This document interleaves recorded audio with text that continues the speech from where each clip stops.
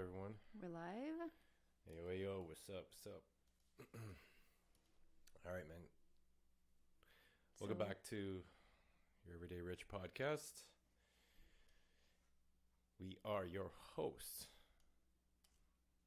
Jen. and I'm Jason.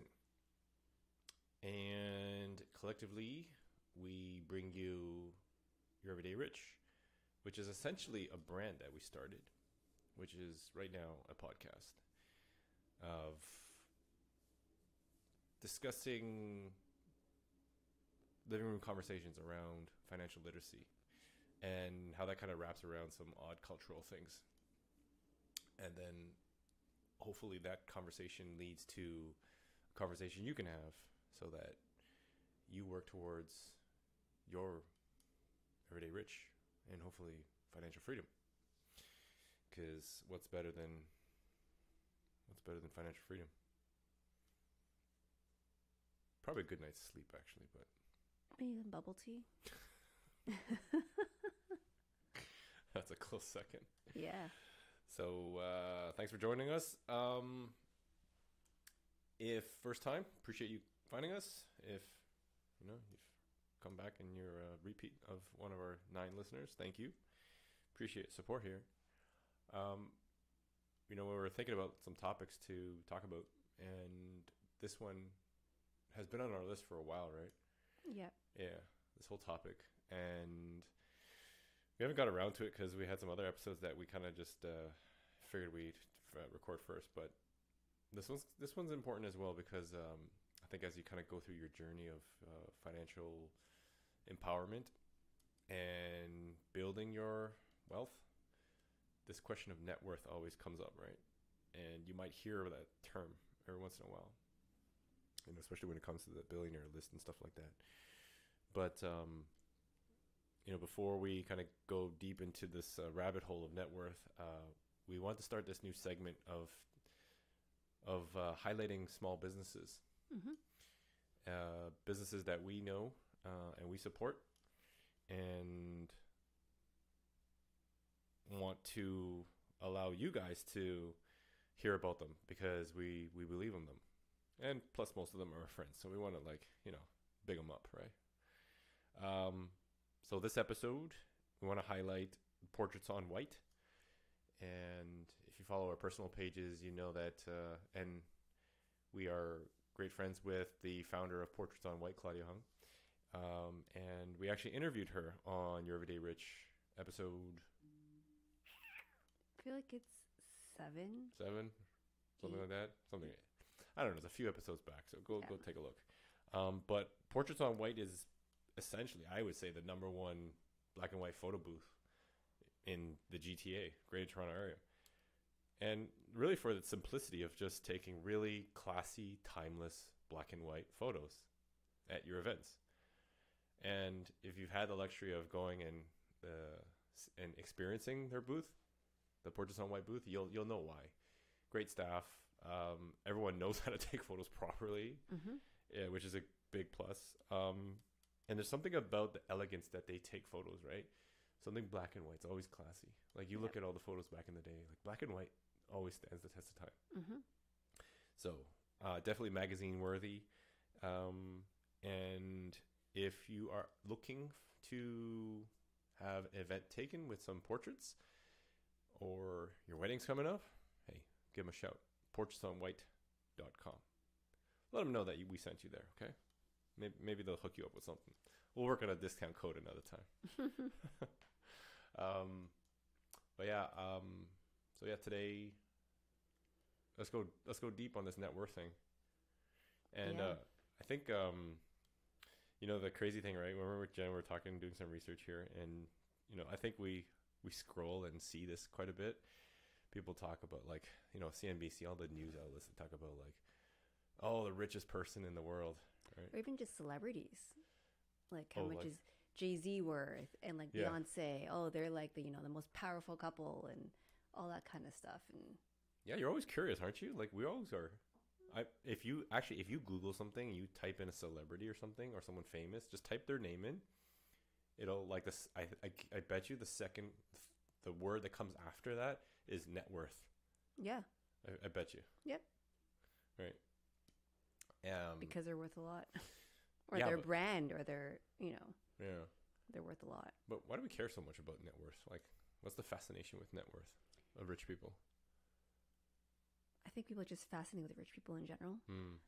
But when it comes to just net worth in general, I think people just want to know, like, what your worth is, like how much you have.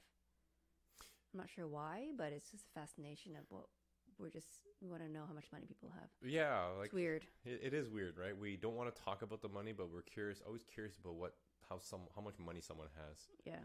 It's the strangest phenomena I noticed. Yeah. Right? We're scared to talk about, our salaries, our incomes, our revenues, but yeah, always want to hear about people flaunting their billions. Mm-hmm. And speaking of the billions list, you know who's the richest person or richest family in the world? No. Who is it? I think you know. Women buy these products all the time. The Bernard, CEO of... well, the owner and basically the person that owns LVMH, which is Louis Vuitton, Moet Hennessy? Yeah. Is that what it's? Yeah. Oh, wow. Yeah. So the conglomerate that owns essentially all the high-end brands. all the ultra high-end luxury brands of purses, designer wear, and obviously champagne and stuff like that. So Bernard Arnault and his family, they are up $237.6 billion. That's even hard to fathom how much that money is. That's how many? That's a lot of zeros. How many zeros? That's a lot. And poor Elon Musk here is down to second at $172 billion. Oh, no. And obviously owner of Tesla and SpaceX. But it's He interesting. was number one before, though. Oh, yeah. Well, Jeff Bezos, Elon Musk, they've always been like, fighting it out, at some point. And I think recently, just due to the volatility and swings of the stock market, that Elon obviously has dropped a bit because Tesla's market cap has gone down. And a lot of his wealth is tied. Majority of these billionaires on this list, look, It's tied to their stock Elon portfolio. Musk, Jeff Bezos, Larry Ellison, Bill Gates, Warren Buffett, like Carlos Sims, like, yeah, you're right. All their net worth is tied to their company, tied to their equity and stock in their company. Mm-hmm. And similarly to normal people like us, our net worth is not just how much cash we have in the bank. It's equity tied into assets. And that's what I think the difference is between people who really understand wealth and people who just look at money from a cash perspective. How much money do I have in the bank? Mm-hmm. That doesn't necessarily give you the entire picture, right? You gotta look beyond that. Yeah. And I want to caveat that, like, just because you're wealthy doesn't necessarily mean you can eat, because you can't eat. You can't eat equity. Yeah, you right? can't eat stocks. Like, you can't eat off your... Well, you kind of can eat off your stocks. But you know what I mean? Like, you can't literally, like... It's not cash in the bank. That's right. You can't go to the grocery store and be like, here's a stock to buy an apple, you know? Like... Although maybe one day that will be. Who knows? Could be with AI and all this, like, obviously how the blockchain's working. But yeah, what is net worth when it comes down to it? In its most basic form, what is net worth? It's your assets minus your liabilities. And that gives you your net worth. And when you look at all these billionaires and millionaires, that's essentially how they're calculating it, right? So if Elon Musk owns 51% or 40% or whatever the heck he owns, all that equity is tied in as an asset. And then they basically look at all their liabilities and they subtract them. So let's run through kind of like what's an asset, right? Because you hear this all the time. Assets over liabilities. Buy assets to increase wealth. But we don't think about, well, what's the liabilities? So we also don't think about all of our assets either. True. So let's kind of people just think cash, like I said, right? Yeah, let's debunk some of that, right? Let's clarify some of that stuff here. So like assets, okay, cash. Obviously, cash in your bank is an asset. I don't think we should debate whether it's like a depreciating asset or anything like that, right? It has value. There is equity. There's some sort of value, inherent value. Call it monetary value tied to it. It's part of the formula. Yep. Cash. Cash. So hard cash, money in your bank, right? Money in your mattress. Money. It's true. Yeah. So some of our parents, Money some in of your the mattress. all the baby boomers, man, they might be fucking millionaires, deca millionaires with all that cash. But Yep. um, So like your savings account. Yep. Your savings account, your checking account, everything, cash in your mattress. TFSAs, right? Yep. RSPs, right? Those accounts that have equity. Obviously your investments, right? So your stock portfolio, your maybe you have some mutual funds, your RRSPs, your RRSPs, any retirement saving plans, TFSAs. Yep. And then I think houses, right? Your house is an asset. Right. It's basically anything that has value. I mean, you can go down a rabbit hole with this. Your real estate. Real estate, you can go down your to cars. Yep. You can go down to like there's a lot of things that hold value. It's a matter of how far you want to go with calculating your asset. Like, but what's you could own like a very like even like a what do you call it, a jersey or like a shoe or like you can go, like I say, you can go down a rabbit hole. Anything that holds value is an asset. Really. Yeah, something that has value. Yeah, like paintings, right? Paintings. Yep. Pictures. Yep. Signed autographs of something. Yeah. Pokemon cards. Yeah. Gold, that's an asset. Yep. Bitcoin. Yep. So if you can put that all in one bucket and basically you would add all that up, that would be essentially your asset bucket, right? And cash is easy to count because it's a defined number. It's like $100, $200.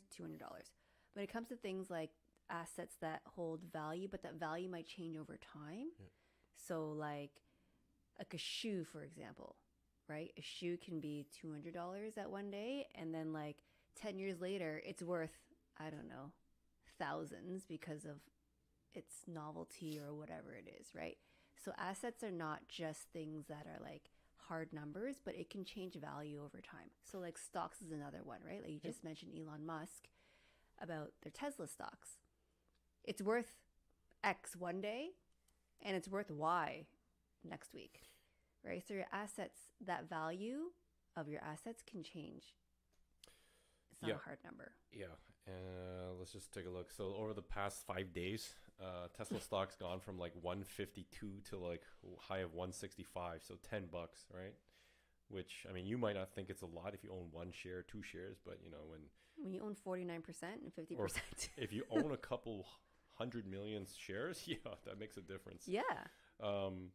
But yeah, so yeah, Jen, you're right. Like, that fluctuates similar with like real estate. That's right. So your real estate is based on an appraised value or a market value, right? And that market value changes as obviously the market condition changes. So even though like you go look at a house one day and it's like, okay, $1 million, a year from now, it might be the same. It might be different. It just changes because of the market, where we are in the market cycle, right? Yep. What's the demand like? So, like you were saying, like it's in a way you could calculate it, right? But it's not like just picking up $100. Like you're right. It's not just picking $1 and you know exactly what it is. Yeah. However, and we'll get to this down a little bit later, like calculating it's not hard. It's you just put everything in a bucket and you kind of give it an estimate, right? You're not going down to like a penny here. Yeah, like what's the value of your house, right? Yeah. Like, is it $1 million? Yeah. Is it 900,000? Is it 500,000? Like that's Yeah. kind of as detailed, at least as we go into it. We start calculating net worth. Yeah, and if you're living in Toronto, that $1 million gets you a shed. So your shed is worth $1 million. Hey, but a lot of people in Toronto just have just like that over the past couple of years now have an asset that's worth over $1 million. Yeah, they call it a secondary dwelling unit. Yeah, but that's the key, right? If you own these type of assets, your net worth just jumped 30% over 3 years, and you've done nothing. Right, and the definition of an asset, it grows in value, right? Grows or retains value. So an asset will appreciate whether through demand, whether through just increased demand, market appreciation, because hard assets will appreciate over time because, like I said, they retain the value, they hold value. People need them. They require these things. Yep. Versus, like, give you an example, like I'm gonna say purses, right? Everyone thinks like, oh, I can use purses, I can flip purses or Rolex watches, but one day those things actually might not be in demand anymore. Yep. But someone will always need to live in a house. Yeah. Until we as humans change collectively of how we live. So, but that's in a nutshell, right? Like an asset. Yeah, I mean, there's also one thing you're missing. Another asset that we have, or most people have, is a car. Oh, I think I mentioned that, but did we? Yeah. I don't know. Anyways, yeah, so it's another one. But that one, unlike real estate, the second you drive it off the lot, you're done. So it depreciates. Yeah, and that's why I didn't want to like go down a subcategory of depreciating assets, right? But if you ever go to calculate your net worth, or even like you go to a financial advisor and they ask you for your assets, they'll ask you for your car. So what do you think your car is worth? Yeah. And that's where you go on Auto Trader or Kijiji and take a look. I don't know. I think it's worth X, right? But that still has some value, right? There's some retained value there. It's part of the equation. That's part of the equation, yeah. So then your liabilities, right? Your liabilities is the second half of that equation. And when you remove liabilities, that gets you your net worth. So what's liabilities? Your debts, Yes. your loans. Essentially all your debts and your loans. Yeah. Right? So your biggest debt you can think of if you're a homeowner is your mortgage. Yeah. So your primary home, and again, another subcategory and subtopic I think we will explore again down the road is your actual primary home an asset? There's a debate around that, right? But we won't get into that. But in the bank's eyes, in net worth calculation, It is. it is an asset, right? Just also has a big liability attached to it at the same time. Yeah, exactly. Right. Right? Yeah. It's part of both sides of the equation. So, common thing, you go to school, what do you get? Student loans, right? In my opinion, biggest scam in all of the loan industry. But hey, that's something that a lot of people take on. Consumer debt, right? Your credit cards, things that you borrow to pay for like material item. Yep. Car loan is a big thing, right? Because we will finance cars or lease cars or whatever, right? You take a loan out. Any other debts you can think of? So if you owe gambling debts, that's a fucking liability too. Yep. It just might not be on paper, but line of credit. Yeah, line of Whatever it credits. is. Yeah. So essentially, can we wrap up the episode now? Yeah, that's it. Assets. So you take all your assets, add them all up, subtract liabilities, and you're done. There it is, net worth, all done. Yeah, but okay, so why is it important to actually track our net worth? Like, okay, we talked about like this fascination out while we do, but what's the importance? Like, why did we start tracking it? I think it's just to see how you are from a financial health point of view, right? We talk about financial health where you look at in a smaller scale where you look at like your monthly income and your monthly expenses. Like like setting a budget up, like right? setting a budget, right? We didn't talk about budget previously in a previous episode. That's kind of like a smaller scale. But when you grow in the grand scheme of things, you're trying to look at the bigger picture, right? It's not just about your monthly income and then your monthly expenses. What you want to do is when you're looking in the future, you kind of want to see, okay, when you want to say save for retirement, how much money and assets do I have? You got to take a look at the bigger picture. It's not just, like I said, it's not just about the cash that you have in the bank, right? The net worth equation allows you to look at everything that you own and the value of what you own. And that ultimately determines your overall financial health versus looking at it in a small perspective when it's just looking at monthly cash and monthly expenses. Yeah. Macro, like if I were to compare it to, it's like essentially your net worth is the macro view and your budget is the micro view. Yep. Right. And like we said, retirement should never be about an age, but rather a number.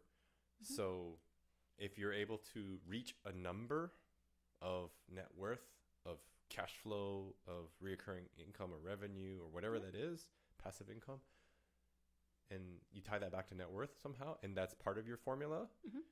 then it's it. You reached it, right? But you have to be able to track it, and knowing your number is important. Yep. Because if you don't know, you don't know what you're aiming for. Yep. So, you might be thinking, okay, well, like, hey, starting out, like, I actually probably have a negative net worth. And a lot of people might have negative net worth. So at some point, we had negative net worths. Yep. Because we had debts, Mhm. right? And we had no assets other than like a crappy ass 10-year-old car that probably was worth like less than nothing. My closet was probably worth more than it, like clothing.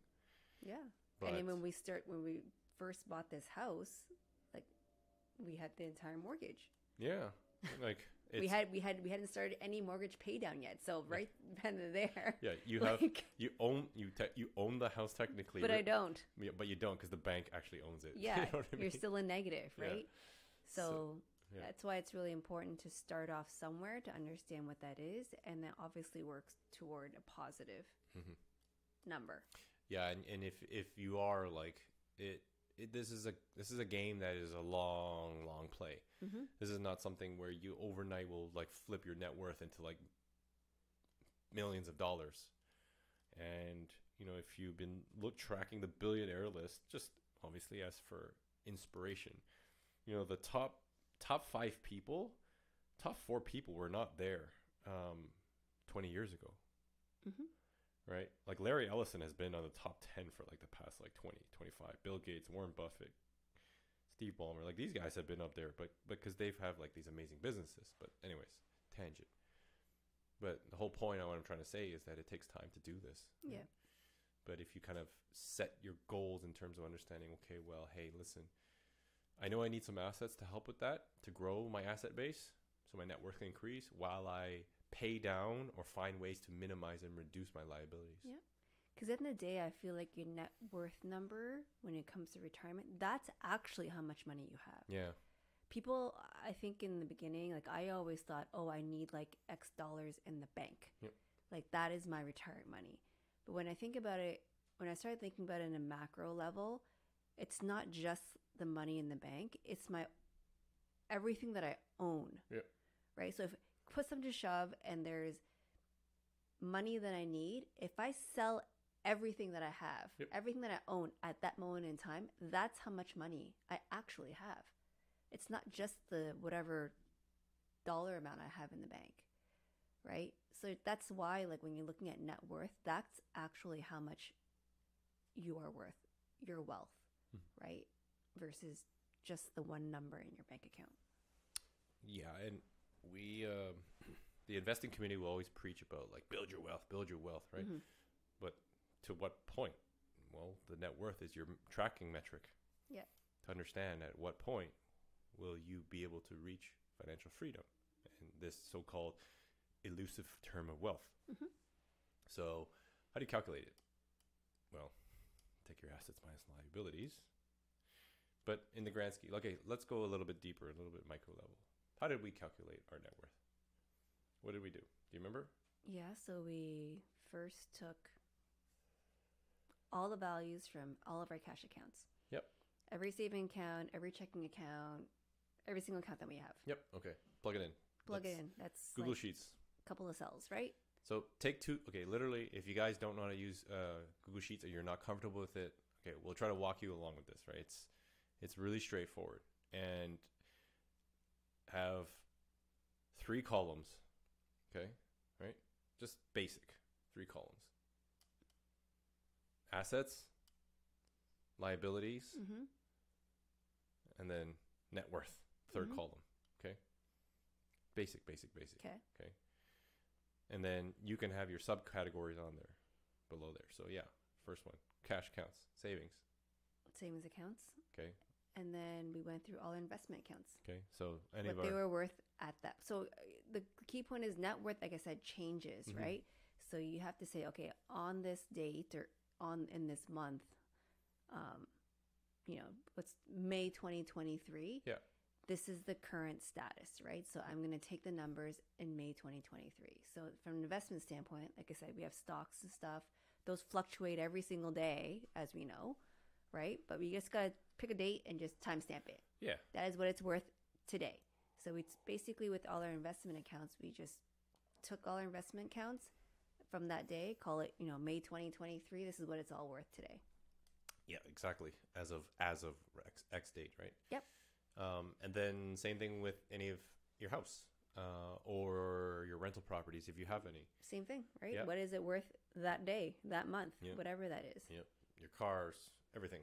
So, and you could put that down and just napkin math this, right? It doesn't Yep. have to be exact because you are estimating to like the nearest third zero here. So hopefully here, right? So, and then you do the same thing with your liabilities, right? So if you got mortgages, look at the mortgage and you essentially take what's owing left on the mortgage. Yeah. So for simplistic terms, if you have $1 million home and you have $200,000 of equity, the 20% down, you have an $800,000 loan. Mm-hmm. You have $800,000 of liability. Yep. Okay.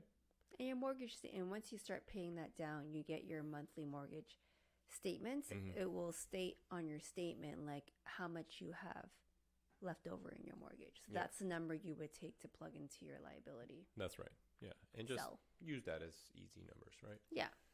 And same thing. If you guys are still paying off your student debts or you have outstanding consumer loans, put that in there, auto loans, et cetera, et cetera. Okay. Anything you owe money. If you owe money, that goes into that second column. Mm-hmm. And essentially on your third column, you just take first column assets, literally assets, column A minus column B equals column C. Yep. And voila, add it all up. Mm-hmm. You should get a number. And that gives you a starting point, right, to work off of. Yep. And you might be asking, well, what number do you think I need to be financially free or wealthy, quote unquote wealthy? I don't know. That's up to you to decide. Yeah. That's, like I said, that's going back to our, I guess, really early episodes is you have to define what you want, what kind of life you want to live. Mm-hmm. And to figure out the number. There's an interesting, I saw this reel that Gary V, shout out to Gary V, man, Uncle Gary, great, always has great content about happiness, right? Like this happiness equation. Mm-hmm. He threw out this thing about he knows people that are millionaires, like uber rich people they got enough money to basically feed countries, but they're grumpy as shit. They're not happy. Yep. And their life sucks. Yep.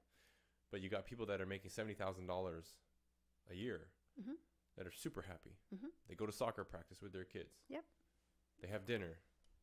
Mm-hmm. They go watch movies every Friday night and whatever. And they're happy. Yep. Right? Because they've defined that their wealthy is that. Yep. So maybe they don't need $10 million. Maybe they need less. So like what Jen was saying, you got to find that for yourself. You got to figure that out yourself. So then now that you know your net worth, right? And you're going to be competing with the billionaires list, hopefully one day, right? And I say that as inspiration because if that's what you want to do, hey man, let's go do it, right? Decamillion, yeah, you first get out of debt, decamillionaire, billionaire, trillionaire, I don't know, whatever you want, man. I didn't know there was a decamillionaire term. There's a decamillionaire. I've never even heard of that before. Yeah, it's just to give people that feel between $1 million and under billion. 100 million kind of thing, or $1 billion, Okay. I think if you have a deca, if you're deca, you're fine. I think so too. Yeah, you're considered rich. How do we increase it, right? How do you pump your net worth up? Right? Like we've been preaching, is that you got to buy assets. Because they appreciate. There's only so much cash you can bring in, right? Exactly true. So many hours you can only work. Your active income will only bring in so many dollars. And the idea is that you use that active income to grow the assets. Mm-hmm. So you take active income, get money, buy income, right? That whole term I use, get money, buy income. And that's the wealth building formula.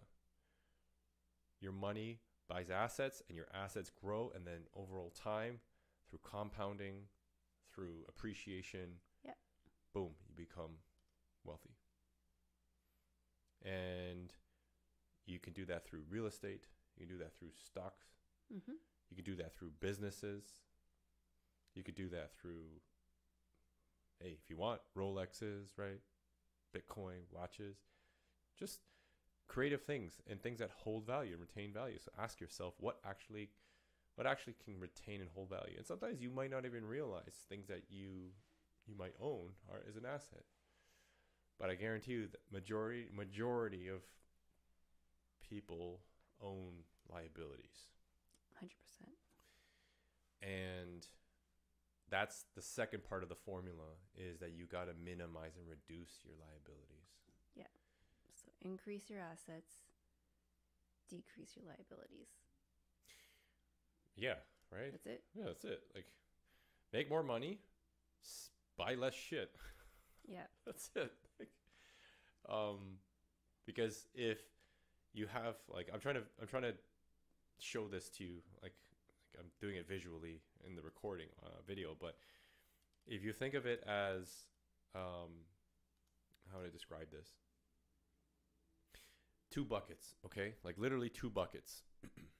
And these buckets hold water, and the water represents your wealth.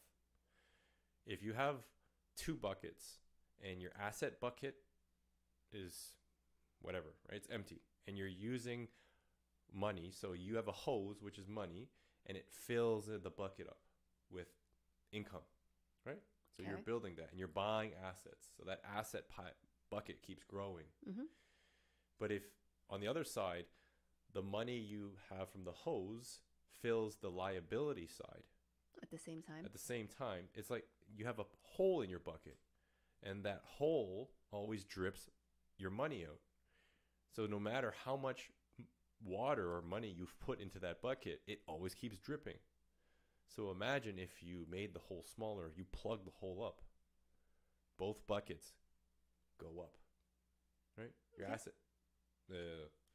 Well, your liability should Yeah. be empty. Yeah. Well, bad example, but anyways, it's like, you know, the you have two buckets that get filled, and both of them are with assets, right? Yeah.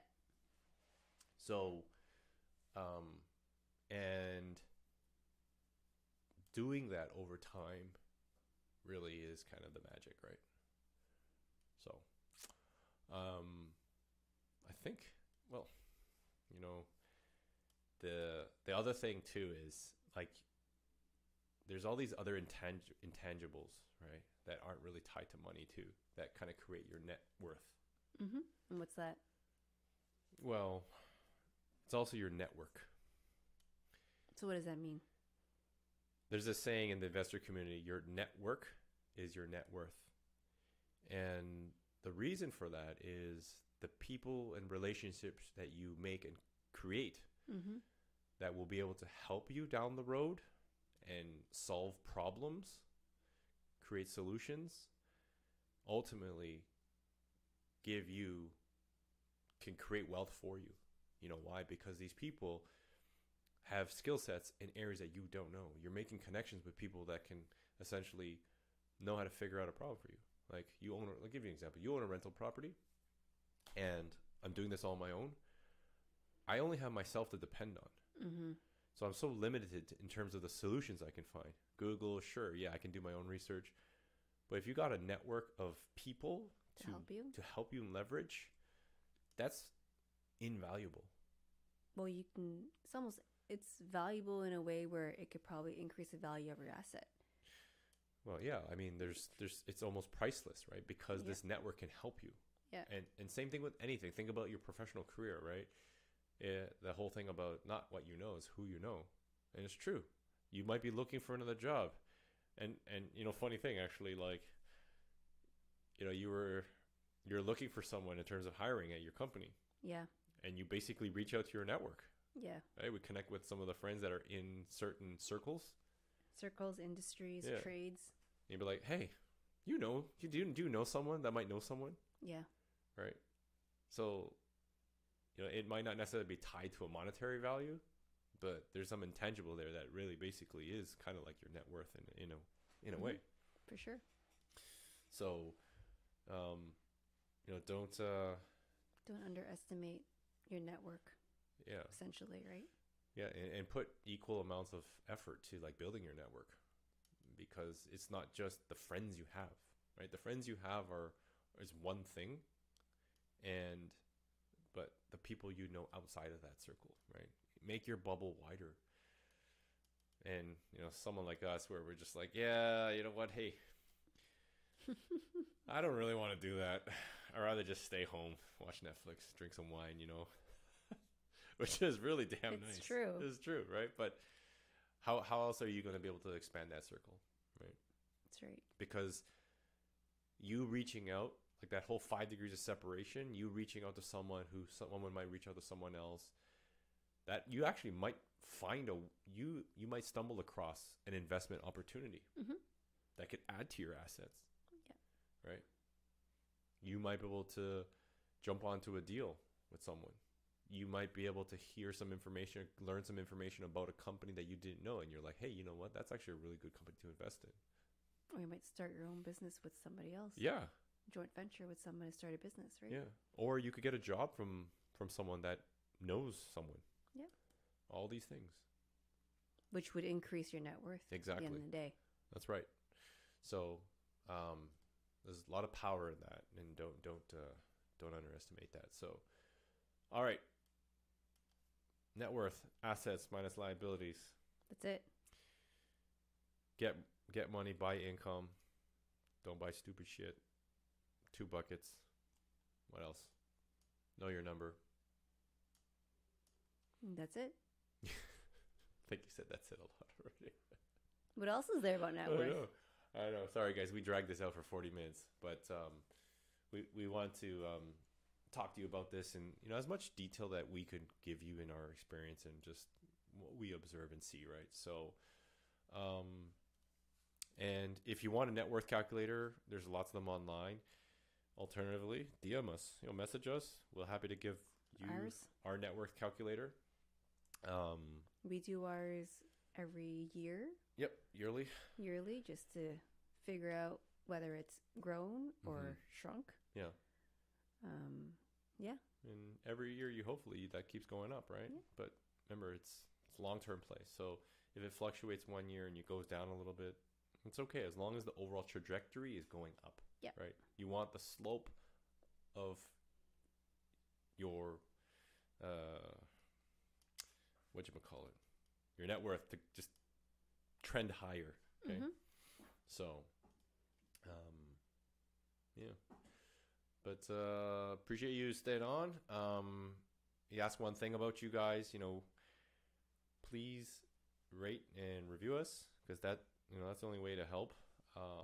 And if you found it helpful or useful, like, help us by sharing it so that other people can help understand and listen. Give it to your auntie, give it to your friends. I don't know. Your auntie. Do what you can, right? Anything helps here. So appreciate it, all the support, and we got a lot more in the hopper. We're working on some cool segments and ideas. So, yeah. Anything else you want to share? No. All right, cool. I'm ready for bed. Yeah, bed sounds good, but I'm gonna do some editing here, writing, ideation. Idea generation. Yeah. Bed sounds better though. All right. Okay, guys. Appreciate it. All right. All the love. See ya. Peace. Your Everyday Rich podcast is presented solely for general information, educational, and entertainment purposes. Any such information or other material should not be construed as legal, tax, investment, financial, or other advice. It is not intended as a substitute for the advice of a qualified professional.